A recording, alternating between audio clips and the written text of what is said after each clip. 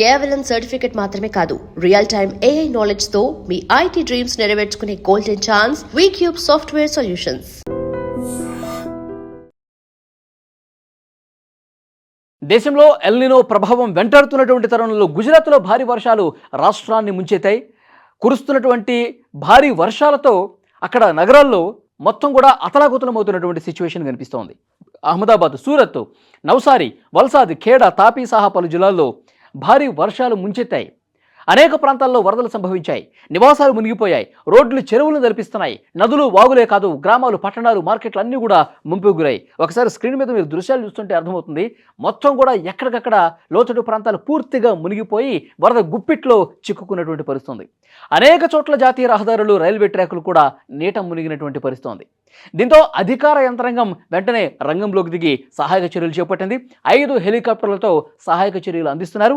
బాధితులని సురక్షిత ప్రాంతాలకు తరలిస్తున్నటువంటి పరిస్థితి. ఒకసారి విజువల్స్లో మీరు చూస్తుంటే కనుక అంటే అక్కడ కురుస్తున్నటువంటి భారీ వర్షాలకు అంటే దేశం మొత్తం మీద ఎల్నినో ప్రభావం వల్ల ఎక్కడా వర్షపాతం పెద్దగా నమోదు కావట్లేదు. కానీ పడిన చోట మాత్రం అతలాకుతలం అయిపోతుంది. ఒక బీభత్సమైనటువంటి వర్షపాతం అక్కడ నమోదవుతోంది. సో అతివృష్టి కొన్ని చోట్ల చాలా బీభత్సమే సృష్టిస్తుందని చెప్పాలి. ఎందుకంటే మొత్తం బయటకు రాలేనటువంటి సిచ్యువేషన్. లోతట్టు ప్రాంతాల్లో పురాతన వసతులు ఉన్నటువంటి ఆ గృహాలు ఏవైతే ఉన్నాయో అవన్నీ కూడా పూర్తిగా నేలమట్టం అవుతున్నటువంటి పరిస్థితి ఉంది. అక్కడ ఆ భారీ వర్షాలకి ప్రజలు ఎంత ఇబ్బంది పడుతున్నారంటే వాళ్ళని పునరావాస కేంద్రాలకు తరలించాలన్నా కానీ అలాంటి సిచ్యువేషన్ లేకుండా పోతుంది. అధికారులు కూడా కొంత కష్టంతో కూడుకున్నటువంటి పరిస్థితి. గుజరాత్లో కురుస్తున్నటువంటి ఈ భారీ వర్షాలు సాధారణ జనజీవనాన్ని అస్తవ్యస్తం చేశాయి. దక్షిణ గుజరాత్లోని జిల్లాల్లో అయితే చాలా భయాందోళన నెలకొన్న పరిస్థితి. అక్కడ నదులు కావచ్చు, వాగులు, గ్రామాలు, పట్టణాలు అన్నీ కూడా ముంపుకు గురవుతున్నాయి. ముఖ్యంగా జాతీయ రహదారులు, రైల్వే ట్రాకులు కూడా నీట మునిగినటువంటి పరిస్థితి. స్థానిక పోలీసులు, పరిపాలనా యంత్రాంగంతో పాటు NDRF, SDRF బృందాలు కూడా అక్కడ రెస్క్యూ ఆపరేషన్స్లో పాల్గొంటున్నాయి. ముఖ్యమంత్రి భూపేంద్ర పటేల్ పరిస్థితిని అంచనా వేయడానికి వరద ప్రభావిత ప్రాంతాలను కూడా సందర్శిస్తున్నారు. ముఖ్యంగా చెప్పుకోవాలంటే అక్కడ ఉన్నటువంటి నవ్సారి, వల్సాద్ జిల్లాలు మాత్రం తీవ్రంగా ప్రభావానికి గురయ్యాయని చెప్పొచ్చు. ఎందుకంటే ఒక్క వల్సాద్లోనే సుమారు 1200 మందిని సురక్షిత ప్రాంతాలకు తరలించారు. వల్సాద్, దాని పొరుగునటువంటి నవసారి జిల్లాల నుంచి మొత్తం కలిపి చూసుకుంటే కనుక 22,000 మందికి పైగా ప్రజలను సురక్షిత ప్రాంతాలకు తరలించారన్నమాట. సో మొన్న బుధవారం నుంచి కురుస్తున్నటువంటి భారీ వర్షాలకి అక్కడ ఉన్నటువంటి జిల్లాలు మొత్తం కూడా తీవ్రంగా ప్రభావానికి గురై అక్కడ జనజీవనం పూర్తిగా స్తంభించిపోయింది. బయట మార్కెట్కి వెళ్ళి ఏమైనా వస్తువులు కొనడానికి కూడా కొనలేనటువంటి సిచ్యువేషన్ కనిపిస్తుంది. ఎందుకంటే రోడ్లన్నీ కూడా పూర్తిగా మునిగిపోయాయి. మోకాళ్ళ లోతు, నడుము లోతు నీళ్లు వచ్చేసి లోతట్టు ప్రాంతాల్లో ప్రజలు తిరగలేనటువంటి సిచ్యువేషన్ కనిపిస్తుంది. సో వాళ్ళందరినీ కూడా సహాయ కార్యక్రమాలు చేయడానికి అధికార సిబ్బంది కూడా ఎంత ఇబ్బంది కనిపిస్తుంది అంటే గతంలో ఎప్పుడూ లేనట్టుగా అక్కడ భారీ వర్షం పడుతుండడంతో ఇబ్బందికర పరిస్థితులు ఏర్పడ్డాయి. ముఖ్యంగా వల్సాద్ జిల్లాలోని ఉమరగావ్ తాలూకాలో గత 36 గంటల్లో పరిస్థితి చూసుకుంటే 1200 మిల్లీమీటర్ల వర్షపాతం నమోదైంది.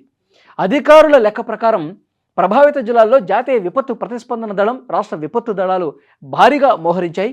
సహాయక రెస్క్యూ కార్యకలాపాల కోసం ముఖ్యంగా నేను ఇంతకుముందు చెప్పినటువంటి ఆ 2 జిల్లాలు నవ్సారి, వల్సాద్ 2 ఆర్మీ దళాలు కూడా అక్కడ మోహరించిన పరిస్థితి. ఎందుకంటే లోతట్టు ప్రాంతాల్లో ప్రజలు బయటికి రాని పరిస్థితి ఉంటే, ఇంకా లోతట్టు ప్రాంతాలు పూర్తిగా జల దిగ్బంధంలో చిక్కుకున్న పరిస్థితి ఉంటే వాళ్ళని హెలికాప్టర్ల సాయంతో, ఆర్మీ సాయంతో తాళ్లతో కిందకి దిగి అక్కడ టెర్రస్ల మీద ఆహారం కోసం, లేదంటే ఇక్కడి నుంచి వేరే ప్రాంతాలకు తీసుకెళ్ళిపోండి, సురక్షిత ప్రాంతాలకు తీసుకెళ్ళండి అని చెప్పి ఆర్తనాదాలు చేసేటువంటి వాళ్ళ కోసం, వరద బాధితుల కోసం ప్రత్యేకంగా అక్కడ సీరియస్ రెస్క్యూ ఆపరేషన్ జరుగుతున్నటువంటి సిచ్యువేషన్ ఉంది. సో గాంధీనగర్ విషయానికి వస్తే అక్కడ రాష్ట్ర అత్యవసర కార్యకలాపాల ప్రకారం వల్సాద్ జిల్లాలోని ఉమరగావ్తో పాటు మరికొన్ని ప్రాంతాల్లో కూడా అక్కడ ఇబ్బందికర పరిస్థితుంది. సో ఉదయం 6 గంటల నుంచి రెస్క్యూ ఆపరేషన్ మొదలు పెడితే గురువారం సాయంత్రం 6 గంటల వరకు 36 గంటల వ్యవధిలో అక్కడ 1200 మిల్లీమీటర్లకు పైగా వర్షపాతం నమోదైందంటే సిచ్యువేషన్ ఎంత ఘోరంగా ఉందో అర్థమవుతుంది. సో కాబట్టి ఆ ప్రభావిత జిల్లాలన్నింటిలో కూడా పాఠశాలలు, కళాశాలలు బంద్ చేశారు. ప్రధానమంత్రి మోదీ ముఖ్యమంత్రి భూపేంద్ర పటేల్తో ఫోన్లో మాట్లాడి అక్కడ అందుతున్నటువంటి సహాయ కార్యక్రమాల గురించి కూడా ఆరా తీస్తున్నటువంటి పరిస్థితి. సో ఓవరాల్గా చూసుకుంటే గుజరాత్లో సో ప్రతి వర్షాకాలం సీజన్లో కూడా వర్షాలు పడతాయి. కానీ ఈసారి అంతకు మించన్నట్టుగా, ఎందుకంటే ఎల్నినో ప్రభావంతో అతివృష్టి కొన్ని చోట్ల చాలా బీభత్సంగా కనిపిస్తుంది. అది గుజరాత్లోని కొన్ని జిల్లాల్లో ఆ అతివృష్టి కురవటం వల్ల కొన్ని గంటల్లోనే 1000 మిల్లీమీటర్ల వర్షపాతానికి పైగా కురవటం వల్ల అక్కడ స్థానిక ప్రజానీకం, లోతట్టు ప్రాంతాల ప్రజలు నానా ఇబ్బందులు పడుతూ ఉన్నారు.